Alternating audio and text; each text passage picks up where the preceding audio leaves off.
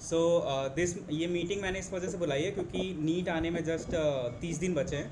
तो हमने सोचा कि कुछ बच्चों को जो जूनियर्स हैं हमारे जो कि नीट के लिए नीट एस्पिरेंट्स हैं उनको गाइड करने के लिए एक वीडियो बनाया जाए जिनको उनके सीनियर्स बता पाएँ उनको कि उनके क्या 30 दिन के ऐसे स्पेशल चीज़ें जो उन्होंने अलग की थी जिसकी वजह से वो आज सेलेक्ट हो पाया। तो फॉर दैट मैंने एक क्वेश्चन लिस्ट तैयार करी है जो कि मैं ऑफकोर्स आपके सीनियर से पूछूंगा, जिसमें हमारे साथ जुड़े हुए हैं Shubham from Bundelkhand medical college Sagar से, दीप्तमान सिंह फ्रॉम GSPM कानपुर से, Vishnu from PGI Rohtak and Utkarsh from GMC Gondia Maharashtra.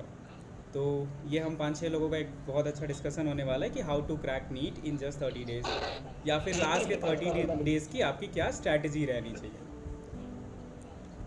तो माय फर्स्ट क्वेश्चन इज़ कि काफ़ी बच्चे एंग्सियस हो जाते हैं, एंजाइटी और डिप्रेशन होने लगता है। तो आप अपने एक एक कोई पॉइंट बताओ जिसकी वजह से बच्चे डिप्रेशन ना हो पाएँ। जैसे आप गाने सुन सकते हो या फिर आप कौन सी ऐसी चीज़ करो जिससे आपका दिन में टाइम भी वेस्ट ना हो और आप उस डिप्रेशन से भी बाहर आ जाओ। So this is the thing I am asking from Shubham first and then you will have to join the answer. अगर सबसे मेन रहता है कि अगर आप रोज थोड़ा बहुत भी पढ़ाई करेंगे ना तो डिप्रेशन नहीं रहेगा। सबसे मेन तो यही रहता है। ओके, फॉर एग्जांपल अगर रोज 1 घंटा बायोकेमिस्ट्री और फिजिक्स का क्वेश्चन भी अगर अपन रोज सॉल्व करें तो अपन एक रूटीन में आ जाते हैं। ओके, उत्कर्ष आप क्या करते थे? मैं क्या करता था, मैं यूजुअली क्या होता था, मुझे जब मेरा पढ़ने का मन नहीं होता था ना तो मैं वो पढ़ता था जो मुझे आता है, क्योंकि उससे दो काम होते थे। ठीक है, आपके रिवीजन भी हो जा रहा है प्लस एक कॉन्फिडेंस बूस्टअप होता है कि हाँ ये मुझे आता है, नाउ आई कैन डू और भी चीजें कर सकता हूँ। दीप्तमान, सुट्टा के अलावा स्ट्रेस रिलीज करने का क्या तरीका है?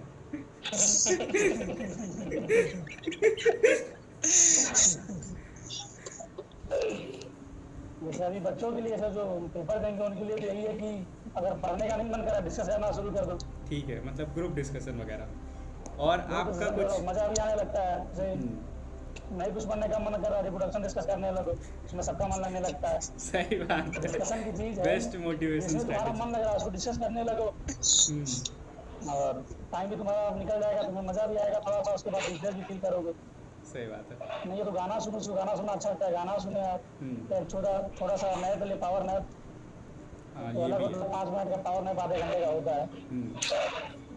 तो अब मेरा पहला मेन क्वेश्चन ये होता है कि क्योंकि अब बहुत ही प्रीसियस टाइम बचा हुआ है, वो भी बहुत कम है, सिर्फ 1 ही महीने का, तो उसमें से हमें कौन से सब्जेक्ट को किस जगह से पढ़ना चाहिए। जैसे कि बायो हो गया, केमिस्ट्री हो गया या फिर फिजिक्स हो गया, तो वो हमें किस किस जगह से पढ़ना चाहिए। क्या हमें NCERT पढ़नी चाहिए, क्या हमें नोट्स पढ़ना चाहिए, क्या हमें मॉड्यूल्स पढ़ना चाहिए, प्रीवियस ईयर पेपर करना चाहिए या फिर क्वेश्चन बैंक सॉल्व करने चाहिए।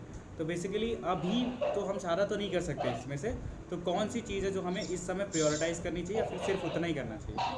मैं ये बोलता हूँ कि सबसे बेस्ट है कि जो आपके पास, अब जैसे फिजिक्स के लिए मैं एक सब्जेक्ट बताने की कोशिश करता हूँ, क्योंकि अभी हाल ही में मैंने नीट दिया है तो मैं उसके लिए थोड़ा सा ज़्यादा बेटर बता पाऊंगा। ठीक है।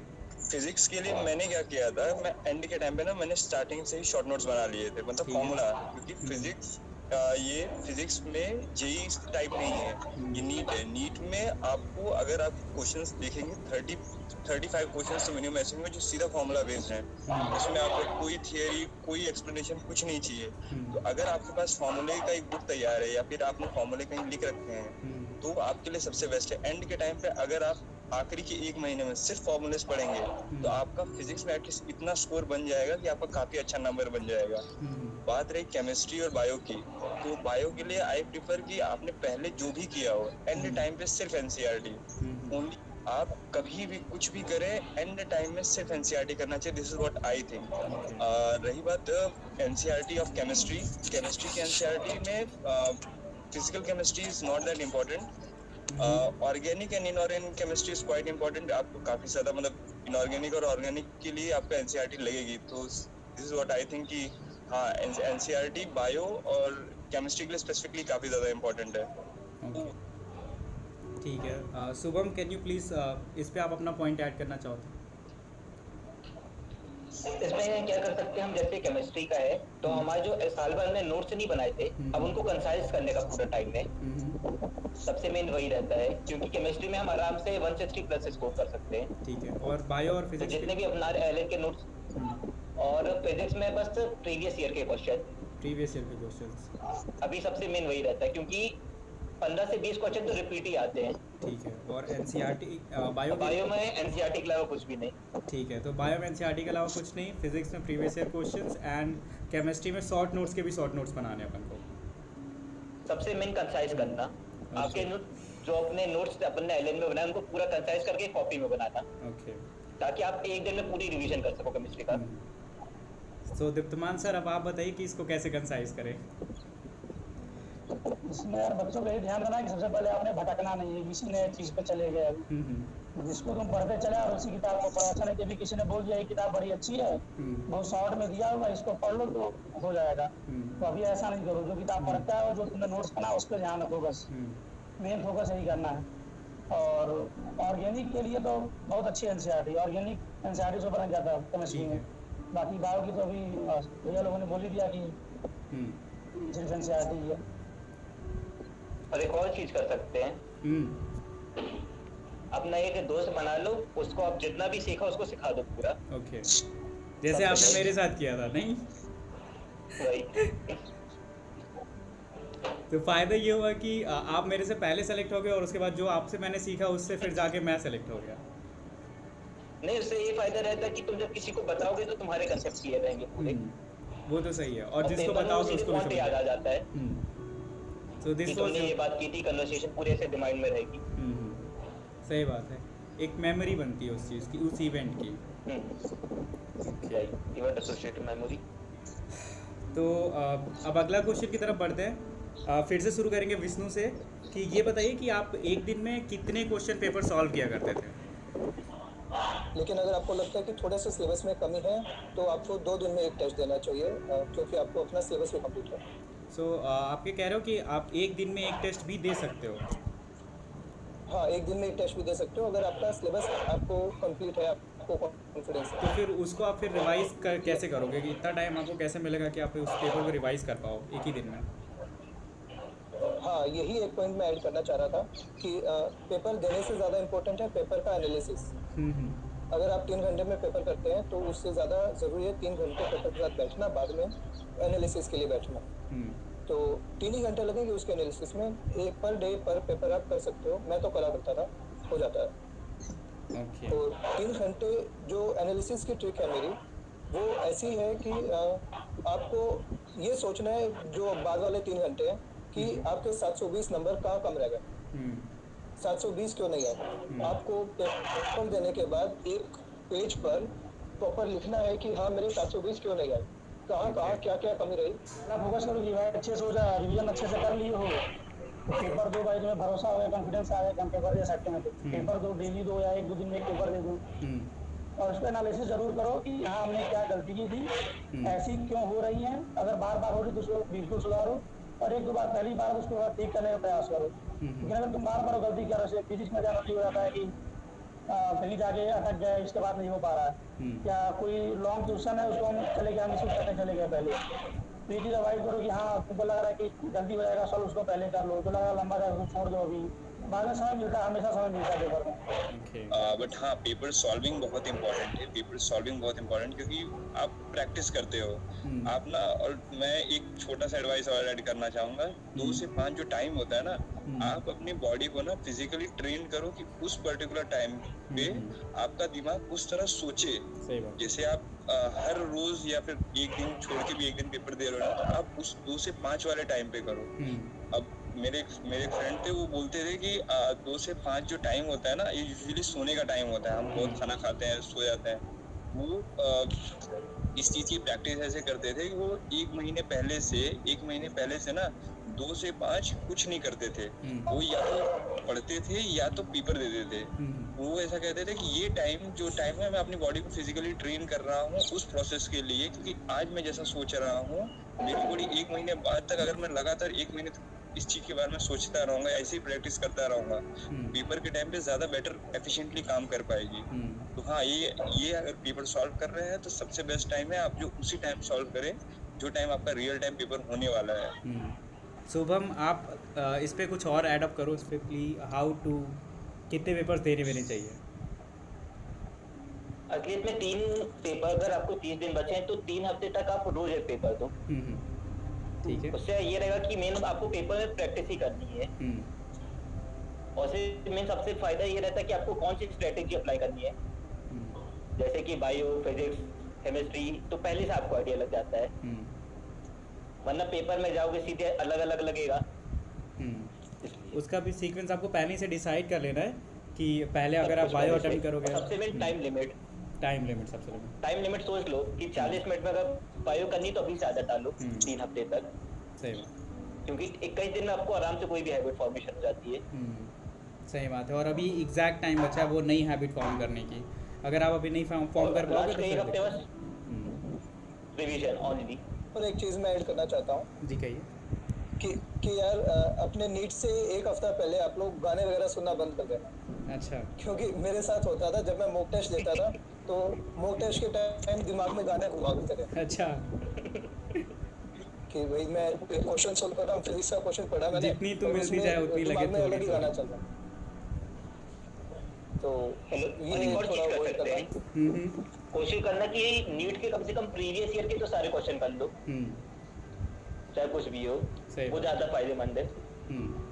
हाँ, मैं पेपर सॉल्विंग के बारे में बोलने वाला था। जैसे सॉरी टू इंटरप्ट यू, अपना नेक्स्ट क्वेश्चन भी यही कि what should be your paper attempting strategy, तो पूरा उसको मिला के आप आंसर करिए। मैं यूजुअली ये अभी बोलने वाला था कि सेक्शन जो होते हैं, पहले सेक्शंस नहीं हुआ करते थे, अब सेक्शंस हो गए हैं। ये मिस्टेक मेरे साथ हुई है, तो मैं नहीं चाहता कोई और ये मिस्टेक करे। मैं प्लान करके गया था, जैसे मैंने बोला कि आप प्लानिंग इज वेरी इंपॉर्टेंट। तो आप प्लान कर लो कि आपको सेक्शन ए को कितना टाइम देना है, सेक्शन बी को कितना टाइम देना है, और हर सब्जेक्ट के सेक्शंस को कितना टाइम देना है। जैसे मैंने प्लान किया था, जैसे मैं यूजुअली फिजिक्स को पहले करता हूँ क्योंकि मेरा माइंड फ्रेश रहता है, मैं फिजिक्स पहले करता हूँ। बायो में ऐसा है कि जो आता है वो आता है, जो नहीं आता you can do anything about it. मैं यूजुअली पहले फिजिक्स को पहले करता था। तो अगर आप सेक्शन ए को आपने लिया, सेक्शन ए को 35 क्वेश्चंस रहते हैं, उसमें से you have to solve it all. तो सब बोलते हैं कि थोड़ा सा इजी क्वेश्चंस रहते हैं, तो आप सेक्शन ए पहले सॉल्व कीजिए, उसका टाइम अलॉट करके रखिए कि इतने टाइम में मुझे सेक्शन ए खत्म करना है, वेदर इट फिनिश हो रहा है नहीं हो रहा है। अगर नहीं हो रहा है मूव टू अदर पार्ट। आप सेक्शन ए और सेक्शन बी के बीच में डिफरेंशिएट कीजिए, आप टाइम अलॉट कर दीजिए, उतने में अगर नहीं हो रहा है आप move to the next part. Two layer हम लोग बोलते थे कि 2 बार में पेपर सॉल्व करना चाहिए। जो एक बार आपको देखते ही क्वेश्चन समझ में आ जाए, आप पहले उसको सॉल्व कीजिए, और दूसरा क्वेश्चन की जो आपको रीड करने में लगे नहीं, this is gonna take time. ये 3 घंटे का ही है सिर्फ, उसमें क्या करना होता है। I request Vishnu now you to share with us your paper attempting strategy. Paper attempting में यार मैं ये सोचता हूँ कि सब्जेक्ट वाइज आपके पास टाइम होना चाहिए। टाइम आप मेंटेन रखो कि हाँ मुझे बायो को अराउंड 30 to 45 मिनट्स देना, केमिस्ट्री को मुझे 45 to 1 hour देना, और बचा हुआ मतलब 1 घंटे से 1.5 घंटा मुझे फिजिक्स में देना। बट ऐसे सेक्शन वाइज तो यार बच्चा टाइम ही देखता रह जाएगा। ठीक है, तो हाँ मैं ये कह रहा था कि जो सेक्शन बी है उसमें आपके पास 5 बफर क्वेश्चंस है, तो आप एक बार 15 के 15 क्वेश्चंस एक फ्लो में पढ़िए। ठीक है। और उनमें से जो क्वेश्चंस आपको लग रहा है कि भाई हाँ डाउट है, मुझे नहीं आता, टफ है, उनके आगे सर्कल कर दीजिए। ठीक है। तो इससे आपको बाद में पता चल जाएगा कि हाँ मेरे 5 से ज़्यादा सर्कल है कि 5 ही सर्कल है। अगर 5 से ज़्यादा सर्कल हैं तो आप देखिए कि भाई इन मतलब फॉर एग्जांपल अगर आपके 7 सर्कल हैं तो उनमें से कौन से 2 क्वेश्चन मुझे करने हैं। तो कोई ऐसे बीच में इंटरप्शन मत करिए। सेक्शन बी में काफ़ी बच्चे बीच में इंटरप्शन करते हैं कि भाई मुझे 10 ही क्वेश्चन अटैम्प्ट करने हैं तो गिन के करूँगा मैं, 10 क्वेश्चन होने के बाद और क्वेश्चन करूँगा ही, तो ऐसे इसमें टाइम ज़्यादा लगेगा। तो मेरा कहना है कि एक बार 15 के 15 क्वेश्चन आप रीड करिए, और उन रीड करने के बाद तो जो क्वेश्चन आपको बीच में डिफिकल्ट लग रहे हैं उनको सर्कल करते रहिए, बाद में उनको देखिए कि आपके 10 क्वेश्चन हो गए हैं या कुछ कम ज़्यादा हो। मैं इसमें ऐड ऑन करना चाहूँगा, जो विष्णु भैया ने बोला ना बिल्कुल सही बात है। मेरे साथ जो मेरा पर्टिकुलर सेट आया, 10 के बाद के जो 5 क्वेश्चन, उसमें के 5 के 5 क्वेश्चन 1 लाइनर थे। अगर मैं शुरुआत के 10 कर दस तो उसमें बहुत टाइम लगता था, बट जैसे विष्णु भैया ने बोला पहले आप सारे क्वेश्चंस को रीड आउट कर, उसमें आपको पता चल जाएगा कौन सा आसान है, कौन सा टफ है, कौन सा छोड़ना है आप। This is what I want to say. Okay Deeptaman, अब आप बताइए आपकी पेपर अटेम्प्टिंग स्ट्रैटेजी क्या रहती थी? तभी से आइडिया पहले से फिक्स करो कि हमको पेपर कैसे देना है। ठीक है। किस सीक्वेंस में हमारा कौन सा पार्ट स्ट्रॉन्ग है, अगर बायो स्ट्रॉन्ग है तो बायो से शुरू करो, केमिस्ट्री स्ट्रॉन्ग है केमिस्ट्री शुरू करो, जो स्ट्रॉन्ग है वहाँ शुरू करो। और सबसे मेन है कि क्वेश्चन सही से रीड करो। जैसे हमेशा टीचर बोलते हैं कि नॉट कहाँ पे है, विदाउट कहाँ पे है, विथ है कि विदाउट है, नॉट है कि विथ है, ये सब ध्यान रखो कि यही गलतियाँ जनरली होती हैं कि विच इज अबाउट ट्रू या फॉल्स, ऐसे करके क्वेश्चन आता है, हम सारा पढ़ते हैं, पहला सही लिखता है, ये तो सही बात, इसके लिए सही है, टिक मार देते हैं। पहला क्वेश्चन में फॉल्स पूछा हुआ था, तो वही है सिली मिस्टेक्स को अवॉइड करना और वो एमआर शीट बहुत अच्छे से फिल करना भाई। हाँ। बहुत लोग एमआर शीट फिल करने में गलती करते हैं, हमसे गलती खुद हो गई थी हमें पता है। और मैंने भी 2 क्वेश्चन बहुत अच्छे से फील करो। मैंने भी 2 क्वेश्चन डबल बबल किए हैं, तो आई नो। दीप्तमान साहब ने तो ज्यादा क्वेश्चंस डबल बबल कर दिए थे। वो दुख होता है कि आते हुए चीज को मैंने गलत भर दिया और फिर आने के बाद पछतावा भी नहीं कर पाते उस चीज पे। करेंगे नहीं, आपकी आंखों में साफ झलक रहा है। होप करते कि बाकी लोग उसको सीरियसली ले बात को। रो मत देना भाई। और ये चीज भी ध्यान देना है कि वैसे लोग जाते हैं तो एंजाइटी ले लेते हैं पेपर के टाइम पे। जितना तुम जनरली कोचिंग में पेपर देते हो 3 घंटे का, जितना फ्री देते हो उतना वहाँ फ्री नहीं होता। वहाँ पे 2-3 बार अंगूठा लगाना होता है, उंगली लगाना होता है, सब सही लेके आते हैं। तुम्हें समझ, तुम जितना टाइम लेके यहाँ से गए उसमें 10-15 मिनट लोग पहले खा जाते हैं। बीच में लोग डिस्टर्बेंस होते रहते हैं उनकी, तो एक अपना मेंटली प्रिपेयर कर जाना। अगर बीच में कुछ अगर लोग आएंगे बीच में तो हम अपने आप को तैयार हैं उसके लिए। सही बात। Okay, thank you Diptaman for that. बिल्कुल सही बात है। मेरे फर्स्ट अटेम्प्ट के टाइम मुझे नहीं पता था कि यार ये थंब प्रिंट में और रजिस्ट्रेशन वगैरह में इतना टाइम लगा देते हैं। सो उस टाइम मैंने ये सोचा था यार काश कोई अगर मुझे बता देता तो अच्छा रहता। सो अब मैं यही है कि किसी और से मिस्टेक ना हो कि आप 3 घंटे का तो टारगेट कभी लेके मत चलो। आपको जितना टाइम है उतना टाइम आपको कभी मिलता ही नहीं है। उस जो आपका प्रॉपर टाइम है उससे 20 मिनट कम लेके चलो कि हाँ 20 मिनट पहले इतना 20 मिनट कम टाइम मिलेगा मेरे को। 20 मिनट कम के हिसाब से अपने प्रिपरेशन रखो। आप मेड करना था। ठीक है, कहिए। कि पेपर के टाइम पे पड़ोसी को नहीं देखो कि वो बहुत ज्यादा कर रहा है, हमको तो आ ही नहीं रहा, हम बैठ गए शांति से, ये नहीं करो। ये करो सिर्फ टेंशन होगा और तुम्हारा जो भी होने वाला पेपर आएगा वो भी खराब हो जाएगा। सही बात है। तो टेंशन उतना ही लो कि काम हो जाए या ना काम तमाम हो जाए। सिर्फ अपने ऊपर ध्यान देना है, उतना ही टेंशन लो। हाँ, आस पड़ोस में तभी देखे जब खूबसूरत लड़की बैठी हो तो वो पेपर दे दो भाई। अगर कॉलेज में हो गया तो आस पड़ोस कराने के लिए बहुत कुछ है। सही बात है।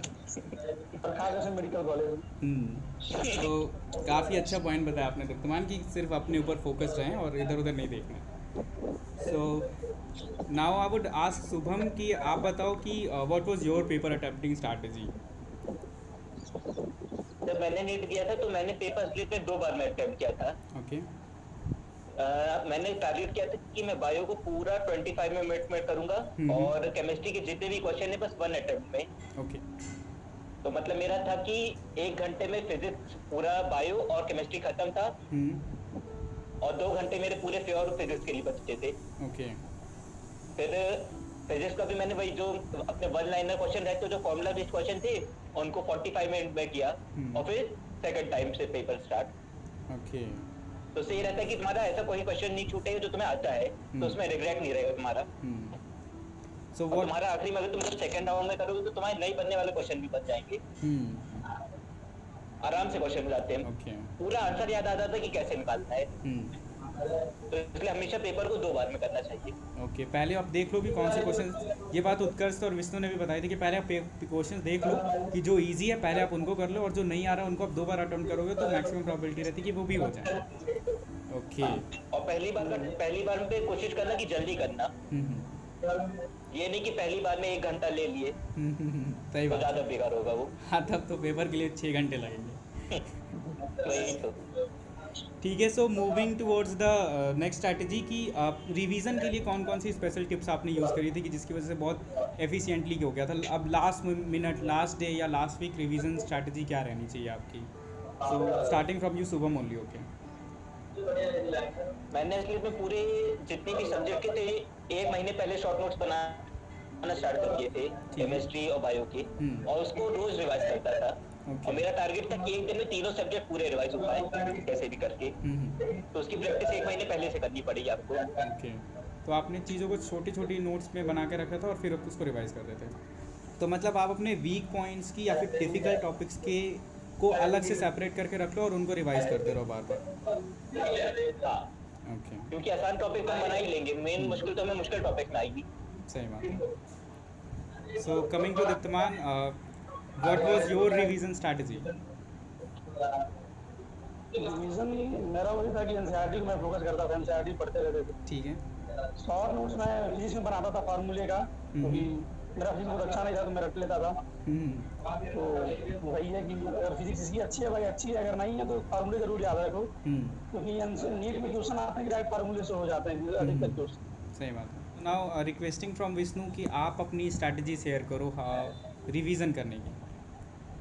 हाँ, तो लास्ट डे रिवीजन में सभी कह रहे हैं कि शॉर्ट नोट से रिवाइज करो, तो बट अगर मेरे पास शॉर्ट नोट्स नहीं है तो मैं क्या करूँ? सही बात है। सो अब जिसके पास शॉर्ट नोट्स नहीं है वो शॉर्ट नोट बनाने के पीछे मत भागे। लास्ट 1 मंथ में आप शॉर्ट नोट्स नहीं बना सकते। सही बात। तो बस एक बात ये है कि जो आप एग्जाम्स दे रहे हो, जो मॉक टेस्ट दे रहे हो, और उसके बाद जो मैंने आपको कॉपी बनाने के लिए कही थी कि भाई मेरे 720 नंबर क्यों नहीं आ रहे, कौन कौन सा क्वेश्चन मुझे टफ लगा, तो बस अब एक लास्ट महीने में आप उस कॉपी में वो क्वेश्चंस डालते रहो, वो टॉपिक्स डालते रहो जो आपको टफ लगते हैं, और लास्ट में जो लास्ट डे रिवीजन है जो सभी शॉर्ट नोट से कर रहे हैं, आपको वो रिवीजन उस कॉपी से करनी है। अगर आपने फॉर्मूलेज याद कर लिए हैं तो आपके बहुत सारे काम हो गए। ये फिजिकल और फिजिक्स दोनों के लिए this is what I think. Bio के लिए एनसीईआरटी, उससे ज़्यादा आपको कुछ पढ़ने की ज़रूरत नहीं है, और उससे ज़्यादा शॉर्ट भी मत करना।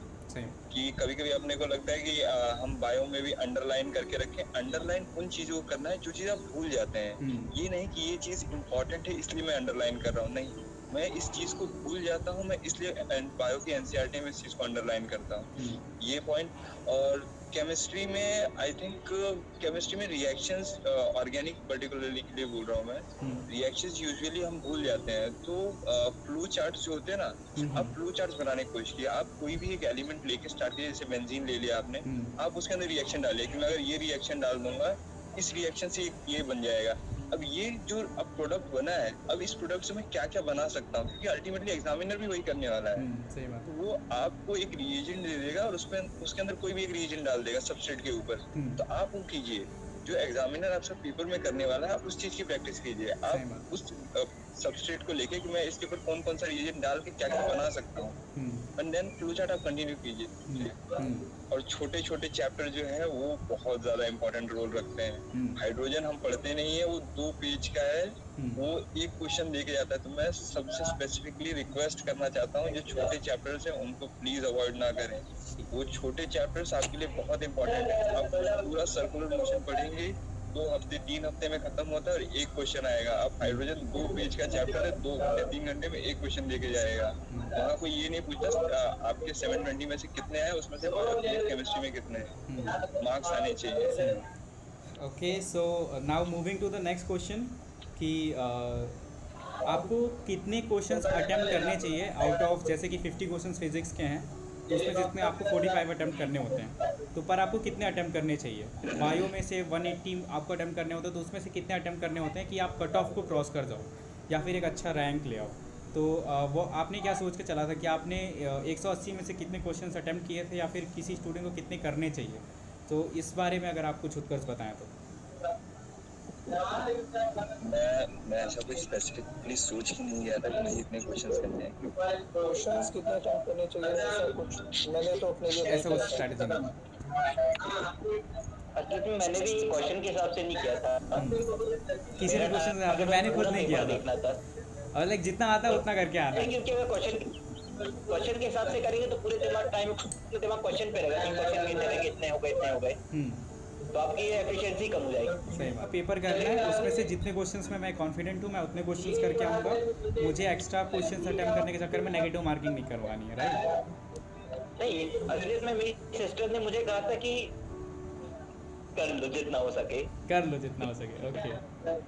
नहीं, क्योंकि असलियत में अगर नेगेटिव मार्किंग का रिस्क लोगे तो सिलेक्शन तो नहीं होगा, लेकिन अगर नेगेटिव में तुमने दिमाग लगा के 1-2 बना भी लिया तो तुम्हें +5 देगा। सही बात।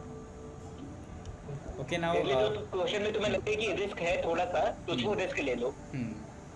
ओके, क्योंकि क्वेश्चन छोड़ने पे तो सिलेक्शन कंफर्म नहीं होगा। हाँ सही बात। हर क्वेश्चन में जिसमें मैं गेस कर रहा हूँ उसमें मेरे पास लास्ट में 2 ऑप्शन बचते हैं। तो जिस क्वेश्चन में मेरे पास 80-20 का रेशो हो कि हाँ मुझे इस ऑप्शन में 80% श्योरिटी है, इस ऑप्शन में 20% श्योरिटी है, तो उसी क्वेश्चन को हमें रिस्क लेना चाहिए।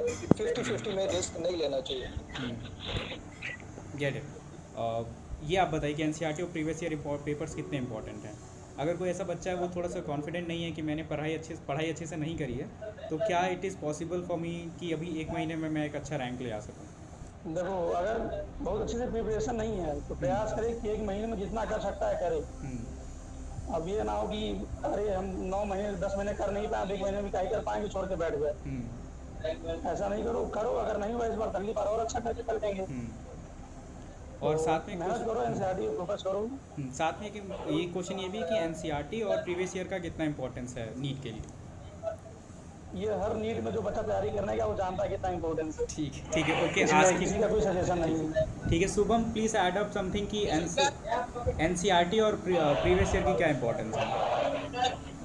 मेरे हिसाब से एनसीईआरटी और प्रीवियस ईयर तो मस्ट है। चाहे कुछ भी हो जाए इनको कंप्लीट करके जाना है। हाँ, हमारे एक सर क्या करते थे, प्रीवियस हमारे एक सर क्या करते थे, एनसीईआरटी माई बाप है। क्वेश्चन रिपीट होते हैं। सही बात है, क्वेश्चंस रिपीट होते ही। Bible. Okay, so last question ये कि आपका सक्सेस मंत्र क्या था विष्णु? तो हाँ, मेरा थोड़ा सा वियर्ड है। मेरा रामबाण है पावर नैप।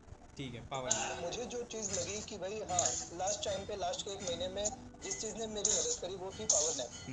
मुझे ऐसा लगता है कि पावर नैप यानी पढ़ते हुए दोपहर में थोड़ी देर सो जाना या फिर शाम को 5-6 बजे के टाइम आधा घंटा थोड़ा रेस्ट कर लेना, थोड़ा नींद ले लेना, उसकी वजह से हमारी मेमोरी भी इम्प्रूव होती है, ठीक है। और एक लास्ट चीज़ जिस पर मैं स्ट्रेस डालना चाहूँगा, पेपर के बाद काफ़ी बच्चे एनालिसिस नहीं करते हैं यार। तो पेपर के बाद एनालिसिस करना बहुत ज़्यादा ज़रूरी है। जितना पेपर देना ज़रूरी नहीं है उससे ज़्यादा ज़रूरी है पेपर का एनालिसिस करना। तो पेपर देना इम्पोर्टेंट नहीं है, पेपर दे के उसका एनालिसिस करके कि आपको क्या नहीं आ रहा है, दैट इज इम्पोर्टेंट। जो हम बोलते हैं कि पेपर देना इम्पोर्टेंट है, तो पेपर देना इम्पोर्टेंट क्यों है? क्योंकि पेपर देने के बाद आपको आपकी गलतियाँ पता चलेगी। Okay, so what was your success मंत्र उत्कर्ष?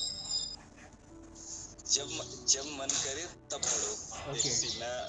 मुझे ऐसा लगता था कि जब नहीं मन करता है ना, अब हम तब भी पढ़ रहे होते हैं तो हम पढ़ाई से बोर हो जाते हैं। देखिए, और एक और चीज़ जैसे बोलते हैं कि नींद आती है, नींद आने के लिए ठंडा पानी अगर आप अपने मुंह पे स्प्लैश करें, जैसे कंटिन्यूसली स्प्लैश करें ऑलमोस्ट 1 मिनट तक, और उसके बाद अपना आँख बंद करके बस जैसे 5 मिनट के लिए ना आप 5 मिनट का अलार्म लगा दें, आँख बंद करके ना यहाँ पे सेंटर में पॉइंट मतलब दिमाग को stress out all your brain here, ताकि आपको रिलीफिंग फैक्टर मिलेगा, वो कोई नई एनर्जी मिल जाएगी, आप फिर से स्टार्ट कर सकते हैं। Thank you Utkarsh. Now asking from you Diptaman कि व्हाट वाज योर सक्सेस मंत्र की बताना चाहोगे तुम?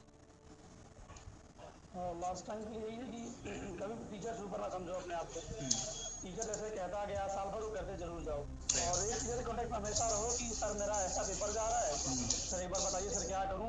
टीचर के कॉन्टेक्ट में टीचर के बने रहो हमेशा, कि उनसे बात करते रहो, सर अभी ऐसा जा रहा है क्या करूँ, सर अभी ऐसा जा रहा है ऐसा क्या करूँ। तो टीचर के कॉन्टेक्ट में हमेशा रहो, और देखो पढ़ते तो सब है, डिपेंड तुम्हारे सक्सेस पे डिपेंड करता है कि तुमने अपनी गलती कितना सुधारा है। अगर तुम अपनी गलती सुधार लिए सही से, सक्सेस हो जाओगे। प्लीज़ इसको थोड़ा सा और इलेबोरेट करिए शुभम। Asking from you. असली में सबसे अगर आखिरी महीना बचा तो मैं कहूँगा कि ये सबसे इम्पोर्टेंट महीना, क्योंकि मेरा जो सिलेक्शन था वो लास्ट महीने में ही हुआ था। इसके पहले मैं जब दिया था तो मेरा स्कोर अप्रॉक्स 400 से भीतर ही था। जनवरी फरवरी के टाइम बस एक आखिरी का 1-2 महीना था, उसी में मेरा स्कोर हुआ था। तो उसका फाइनल रीजन मैं यही कहूँगा, सिलेक्शन होगा या ना होगा, छोड़ दो इस पॉइंट को, बस इस प्रोसेस से प्यार करो, क्योंकि ये सोचो कि तुम आखिरी बार पढ़ने जा रहे हो। वो तो है। एमबीबीएस का जैसे ही स्टार्ट होगा तुम्हें कभी नहीं मिलने वाली एनसीईआरटी। अगर तुम इस चीज को सोच के पढ़ाई करोगे ना, तो तुम्हारा सिलेक्शन कंफर्म हो जाएगा। बस एक चीज को सोच लो, ये सिलेबस तुम्हें जिंदगी में दोबारा नहीं पढ़ने मिलेगा।